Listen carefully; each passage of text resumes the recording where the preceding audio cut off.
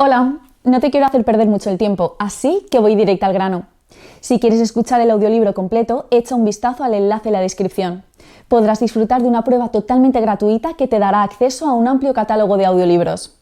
Pero espera, que hay más. Por si todavía tienes dudas, a continuación te dejo con un pequeño fragmento del audiolibro. Disfrútalo. Mensaje misterioso. Nico se quedó paralizado en la cama, perplejo por lo que acababa de aparecer en el techo de su habitación. Si quieres que sucedan cosas diferentes, deja de hacer siempre lo mismo. La enigmática frase se reflejaba, por algún extraño efecto óptico, justo encima de su cabeza. Estaba acostumbrado a ver el reflejo de los coches que pasaban por la calle y podía incluso distinguir su color, pero nunca le había sucedido algo así. El grito de su madre hizo que abandonara aquel enigma y se incorporara de un salto. «¡Nico Gandul! ¡Volverás a llegar tarde!». Mientras se vestía, evocó con amargura el día anterior. Su estómago se retorció al recordar al profesor de física.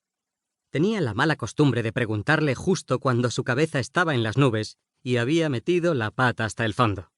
Toda la clase se había reído a su costa, incluida la chica que tanto le gustaba.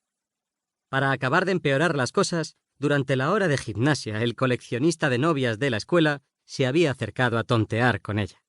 Aquel presumido sin cerebro había conseguido más avances en 2 minutos que él en 2 años. Al verla reír tontamente, Nico entendió que ella sería la próxima en formar parte de la colección. Se estremeció nada más pensarlo. Había sido uno de aquellos días en los que el universo entero parece estar conspirando contra uno. Mientras pensaba en sus desdichas, Nico se vistió a toda prisa.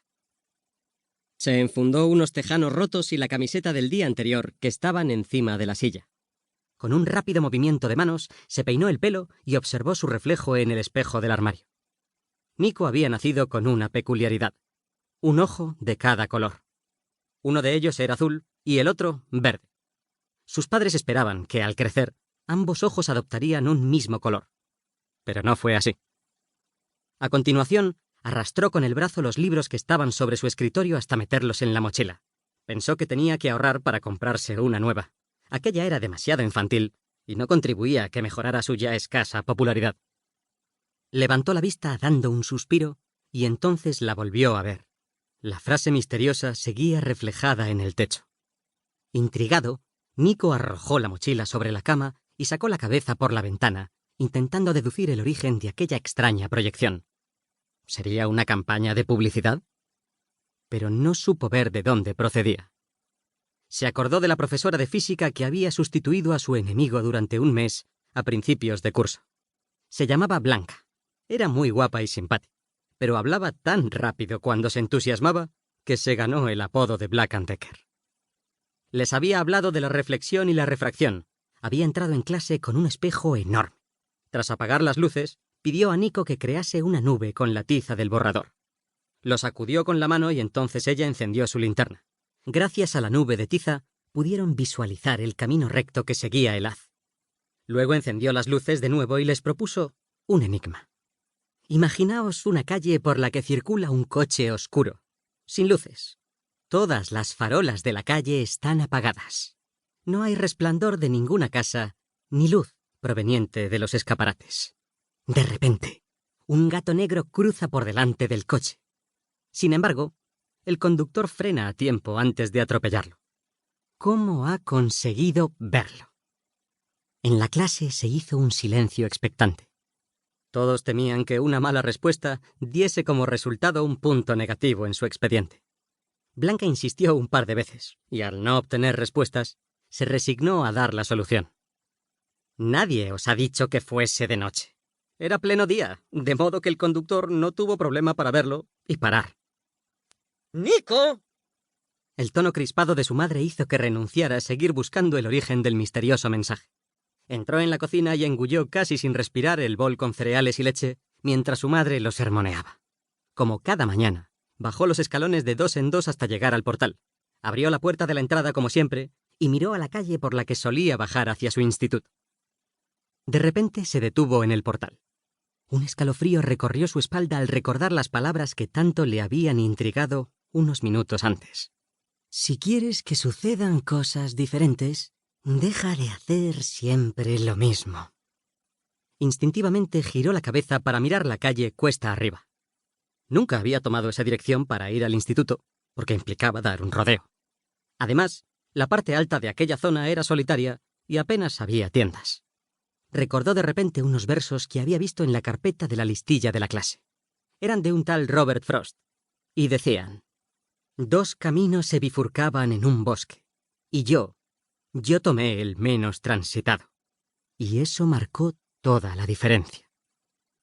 Inspirado por el mensaje misterioso y por el recuerdo de ese poema, Nico decidió subir la cuesta en lugar de ir calle abajo.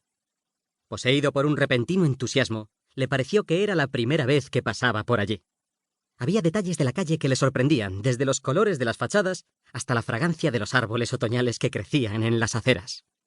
Nico se sentía extrañamente alerta, como si algo estuviera a punto de suceder. ¿Era posible que se produjera algún cambio solo con dejar de hacer lo mismo? Acababa de hacerse esta pregunta cuando se paró en seco. Al lado de una floristería cerrada, descubrió un viejo caserón en el que nunca había reparado. Y sin embargo, había pasado unas cuantas veces por allí. De eso estaba seguro. Levantó la cabeza lleno de curiosidad. Pese a la altura del edificio, solo había una ventana en el tercer piso. Estaba cegada por unos viejos postigos de madera. Todo hacía pensar que la casa estaba deshabitada. Nico miró inquieto la puerta de entrada. Era mucho más nueva que el resto de la casa, que parecía a punto de derribarse. Estaba hecha de una hermosa madera, en contraste con la de los ventanales del tercer piso, que se veía vieja y podrida. Y más extraño aún, la puerta estaba cerrada con 3 robustos cerrojos. Aquello no tenía sentido. ¿Por qué molestarse en sellar una casa decrépita y abandonada? Nico se fijó en la poca gente que pasaba por allí. Nadie reparaba en el caserón. Algunos miraban la floristería cerrada y, acto seguido, su mirada saltaba al otro lado de la calle, como si no pudiesen ver aquella edificación. Aunque iba a llegar tarde al instituto, se acercó a examinar de cerca los 3 cerrojos que protegían la puerta. ¿Qué diablos habría allí dentro? A la izquierda de la puerta descubrió un botón rojo. Nico habría jurado que aquel botón no estaba allí un segundo antes.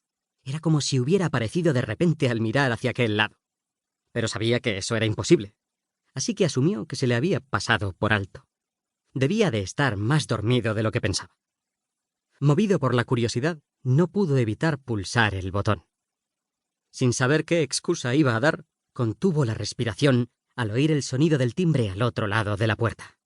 Pero antes de que volviese a respirar, una voz extrañamente lejana contestó por el interfono. «¡Sube! Te estábamos esperando».